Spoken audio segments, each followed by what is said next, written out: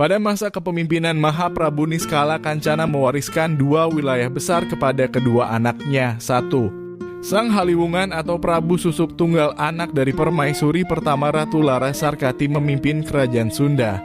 2. Ningrat Kancana atau lebih dikenal Dewa Niskala, anak dari Dewi Mayangsari, memimpin kerajaan Galuh bersama ayahanda Maharaja Prabu Niskala Wastu Kancana.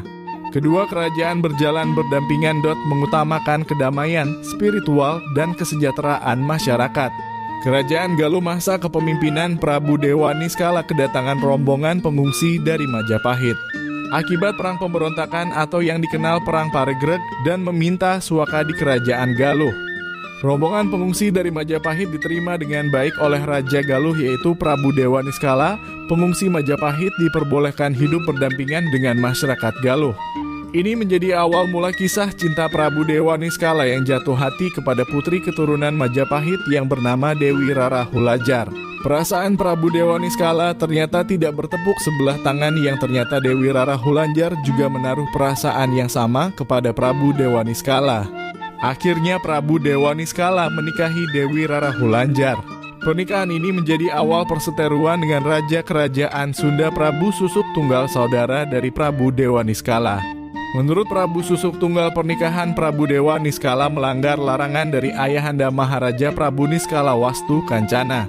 Pada masa Perang Bubat, Mahaprabu Niskala Wastu Kancana kehilangan ayahanda Mahaprabu Linggabuana dan kakak perempuannya Putri Diah Pitaloka yang gugur di medan Perang Bubat. Perang Bubat meninggalkan luka yang dalam, maka setelah Mahaprabu Niskala Wastu Kancana naik tahta, Mahaprabu Niskala Wastu Kancana mengeluarkan larangan bagi keturunan Galuh tidak boleh menikahi wanita keturunan dari Majapahit. Pernikahan Prabu Dewa Niskala dan Dewi Rara Hulajar membuat saudaranya Raja Kerajaan Sunda Prabu Susuk Tunggal murka dan berniat memutuskan persaudaraan dengan Prabu Dewa Niskala. Prabu Susuk Tunggal juga berniat untuk menyerang kerajaan Galuh. Para sesepuh dari kerajaan Sunda Galuh bermusyawarah untuk mengatasi sebelum konflik antara Prabu Susuk Tunggal dan Prabu Dewa Niskala terjadi. Hasil dari musyawarah para sesepuh kerajaan Sunda adalah dengan menyerahkan mahkota Raja Prabu Dewa Niskala kepada anaknya Jayadewata. Prabu Jayadewata juga menikahi Putri Kentering Manik, anak dari pamannya Raja dari kerajaan Sunda Prabu Susuk Tunggal, yang akhirnya Prabu Susuk Tunggal menyerahkan tahta kerajaan Sunda kepada Prabu Jayadewata.